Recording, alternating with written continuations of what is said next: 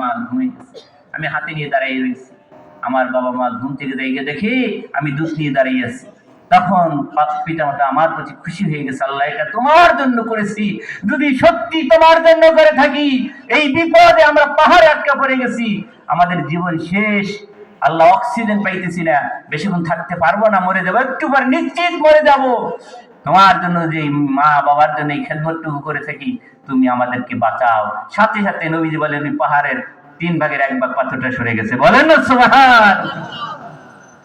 বাইজিদ বুস্তামির ঘটনা জানেন। যখন মা জেগে দেখলেন ছোট্ট ছেলে বাইজিদ দাঁড়িয়ে আছে মায়ের শিওরে, বাবা গভীর রাত্রে তুমি মাগো পানি পানি বলে চিৎকার দিস। ও মা, পানি আনতে কলসির কাছে গিয়েছি, খালি বহুদূর আনতে দেরি হয়ে যায়, এসে দেখি ঘুমিয়ে গিয়েছো, কেমন করে তোমাকে জাগাবো গোমা, এই জন্য আমি তোমার শিওরে দাঁড়িয়ে রয়েছি। মা বললেন দাও পানিটা দাও। পানি নিলেন, পান করলেন, বাইজির ছোট্ট বাচ্চাকে শোয়াই দিলেন বিছানায়। মা উঠে সিজদায় পড়ে গেলেন অজু করে সিজদায় গিয়ে বলেন, ও মালিক, আমি মা হয়ে বাইজিদের উপরে খুশি হয়ে গিয়েছি, তুমি আমার মালিক, আমার বাইজিদের উপরে খুশি হয়ে যাও, তাকে সুলতান তুম আরিফিন বানিয়ে দাও। বলেন সুবহানাল্লাহ। মায়ের দোয়া, কার দোয়া? দোয়া দরকার আসেনি? মা বাবার দোয়া দরকার আছে তো? দোয়ার দরকারের কাজ দোয়ার জন্য করা দরকার আছে না নাই? সেই কাজ আল্লাহ পাক আমাদেরকে করার তৌফিক দান করুন। 2 নম্বরে আমার আল্লাহ রাব্বুল আলামিন ইজ্জত সম্মান বাড়ায় দেন। কি বাড়ায় দেন? ইজ্জত সম্মান বাড়ায় দেন। পয়গম্বর মুসা ডাক দিয়ে বলে, আল্লাহ ও আমার মালিক, ও আমার মেহেরবান দয়ালু খোদা, আমার মনে বাসনা হলো, জাগ্রত হলো, কিয়ামতের ময়দানে জান্নাত যেদিন তুমি আমাকে দিবা, ওই জান্নাতে আমার কি সাথী হয়ে থাকবে? আল্লাহ বললেন, একজন কসাই তোমার বন্ধু হয়ে থাকবে, তোমার সাথী হয়ে থাকবে, জান্নাতে তার সাথী বানিয়ে দিব। বলেন সুবহানাল্লাহ। একজন কসাই, কি আমাদের সমাজে কসাইয়ের অনেক দাম না? অনেক দাম। কসাই নবী পয়গম্বরের বন্ধু হবে জান্নাতে। বলেন না সুবহান। এত সহজ মনে করেছেন? সোজা কথা। মুসা আলাইহিস সালাম বলে, কি বলো? আমার সেই সাথীর সাথে আমার সাক্ষাৎ করতে হবে। গেলেন, বাজারে গিয়ে দেখে আপনার যেই গোছগুলা সবচেয়ে বেশি তার কাছে প্রিয়, মায়ের কাছে, ওই গোছগুলা পায়ার গোছ বলেন, রগের গোছ সালাই সালাই একটা পোল্টা করে রাখছে। বলেন না সুবহানাল্লাহ। বেচা বিক্রি শেষ করে নিয়ে আগে মাকে খাওয়াবে রান্না করে। বলেন না সুবহানাল্লাহ।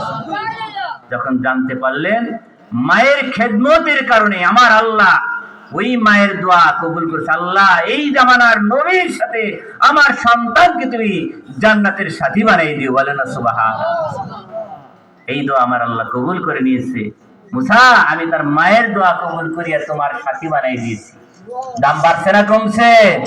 আপনি যত বড় সমাজের ছোট মানুষ হন, কিন্তু জান্নাতে আপনার কত দাম হবে যদি আপনি আমল করতে পারেন, মায়ের ওই দোয়া হাসিল করতে পারেন। 3 নম্বরে আল্লাহ রাব্বুল আলামিন দীর্ঘ হায়াত দান করবে। বলেন না সুবহানাল্লাহ। এই মায়ের দোয়ার কারণে আল্লাহ পাক হায়াত কি করে দেন? বাড়ায় দেন আল্লাহ পাক। 4 নম্বরে আমি সংক্ষেপ করে আনতেছি, বাইতুল্লাহ জিয়ারত। মায়ের কাছে বলেন, আল্লাহ মা একটু দোয়া চাই, একটু দোয়া চাই। কোনদিন দেখলাম না খানায় কাবা, তোমার রাসূলের রওজা, ওদিকে ফিরে ফিরে কত নবীর প্রতি দরুদ পড়ি, খানায় কাবার দিকে ফিরে ফিরে সিজদা করি, একদিন সুযোগ করে দাও আল্লাহ, তুমি আমাদেরকে সেই মক্কা মদিনা। মায়ের কাছে দোয়া চান, মা যদি দোয়া করে আল্লাহ পাক মক্কা মদিনা নিয়ে যাবে। বলেন না সুবহানাল্লাহ। আমরা করতেছিলাম, তাওয়াফ করতেছিলাম, সব আমাদের সাথীরা আগে আগে চলে যেতেছে। মা বৃদ্ধা মানুষ, তাকে নিয়ে আমার একটু কষ্ট হইতেছিল হাঁটতে, তাই আমি বললাম আপনারা করে যান, আমরা একটু আস্তে আস্তে আসতেছি, যেহেতু মা সাথে। মা বলে, বাবা একটু কষ্ট হলেও করো, আমি দোয়া করি আল্লাহ তোমাকে আরো করার তৌফিক দান করুক। বলেন না সুবহানাল্লাহ। মাকে নিয়ে একটা কইরে বাসায় যে আবার ইফতার করে রাত্রের খানা খেয়ে ইশারের নামাজ তারাবি পড়ে রওনা দিলাম, ইহরাম বেঁধে রাত্রে আর একটা করে ফেললাম। কে করাইছে? কার দোয়ায়?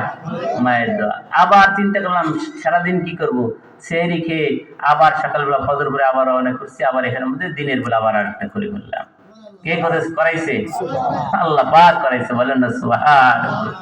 আর ইহরামের কাপড় পরা থাকলে কোনো গেটে আটকায় না, আটকায়নি, কোনো গেটে আটকায় না, সব জায়গায় উন্মুক্ত, বলেন না সুবহানাল্লাহ। কোরআন ভরে মায়ের দোয়া। আমি তখন চিন্তা করলাম, মা তো আমার খানায় খাবার সামনেই দোয়াটা করছে, আমি দোয়া করি আল্লাহ তোমাকে তৌফিক দান করুক।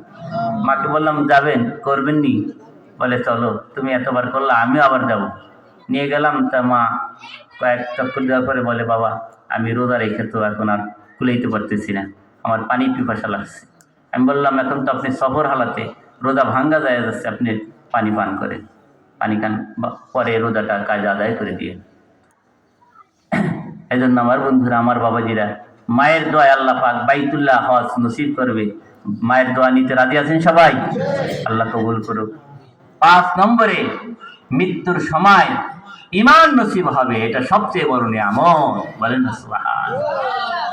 এই জন্যই তো ইমাম আবু হানিফার জীবনীতে আসছে, এক বৃদ্ধা মহিলা বলেছিলেন, তোমার দাড়ির দাম বেশি না আমার ছাগলের দাড়ির দাম বেশি? তিনি বলছিলেন, কেমন করে জবাব দিব? আমি যদি ঈমান নিয়ে মারা যাই তাহলে এই ছাগলের চেয়ে আমার দাড়ির মূল্য বেশি হবে, আর ঈমান হারাম হয়ে গেলে ছাগলের চেয়ে তো আমি নিকৃষ্ট, ঠিক কিনা বলেন? এজন্য আমার বন্ধুরা, আমার বাবাজিরা, আমার ভাইরা, ঈমান সবচেয়ে বড় দৌলত। ঈমান নিয়ে যদি মৃত্যুবরণ করতে চান